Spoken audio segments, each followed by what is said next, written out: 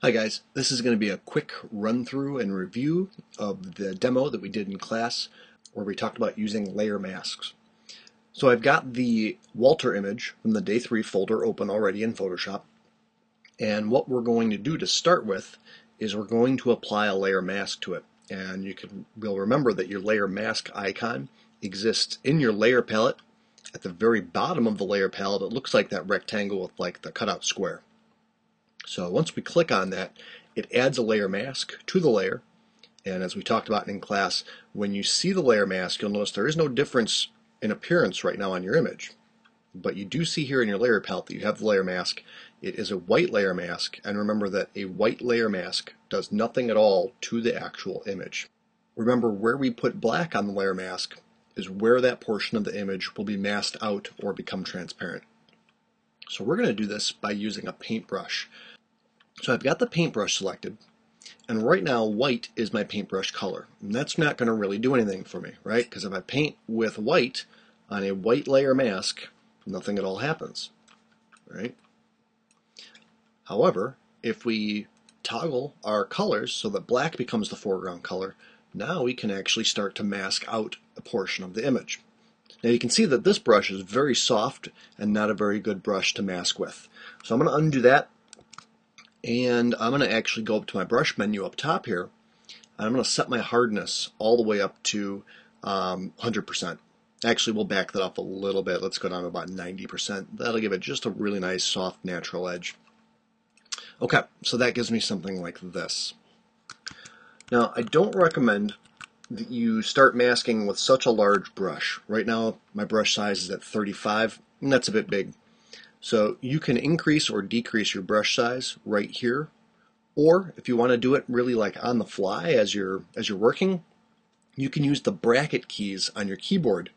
The bracket keys are right next to the P key on your keyboard, and the left bracket will shrink your brush. The right bracket will increase the size of your brush. I'm going to bring mine down to about a size, somewhere around a 10 or 15 will be fine. I'm going to actually go for 10. So remember, when you are layer masking, you're really going to want to zoom in tight on your image. The shortcut for that is Control or Command if you're on a Mac, plus. So each time I do that, hit the plus key here with the Command key, press down, I can zoom in, zoom out.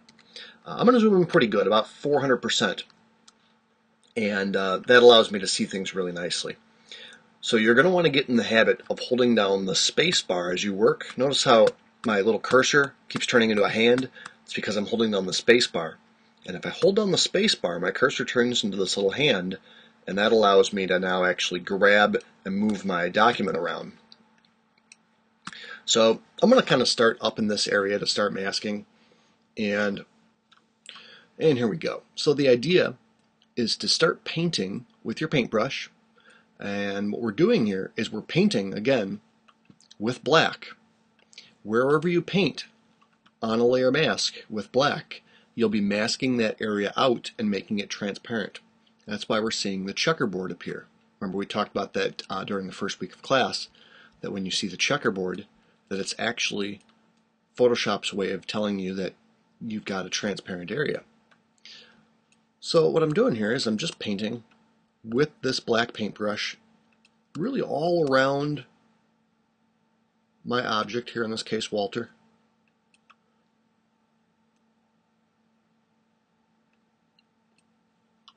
And it takes a little bit of time, there's no doubt about it. When you layer mask, it's probably the most labor-intensive chore in all of Photoshop.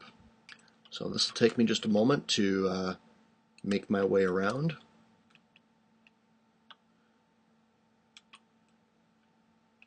Work in small chunks becomes a little bit more manageable. Yep, and if you mess up like that, it's not a big deal, just undo, Command Z.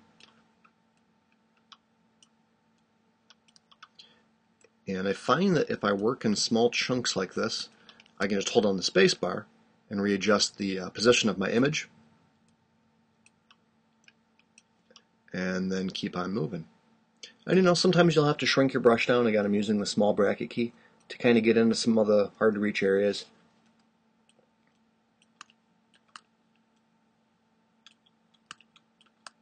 And I'll be able to knock out the rest of this relatively quickly. So bear with me.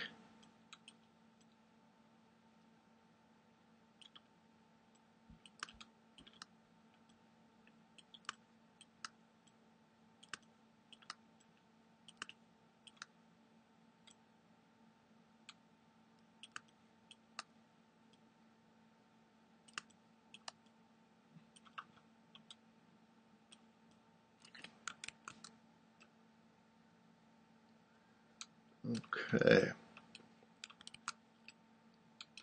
Cool. And I can even shrink my brush down really small, kind of get in these little areas right inside the face mask there. Okay, so I'm going to zoom out now at this point. You can kind of see that I've essentially created a gutter all around my object. And what I'm going to do now is increase the size of my brush even more. And I'll kind of loosen that gutter up a little bit. Basically what I'm going to do is give myself a little bit more room around the outside here. And then when I'm done, I'm going to get a really big brush and knock out the rest. Now, there's a quicker way to do this in terms of removing the rest of the background, but it takes some understanding of how to use selections and channels, and we're not there yet, but we'll get there eventually. So in the meantime, this isn't going to kill us. We'll get a nice big brush now, and we'll just knock out the rest of this background here pretty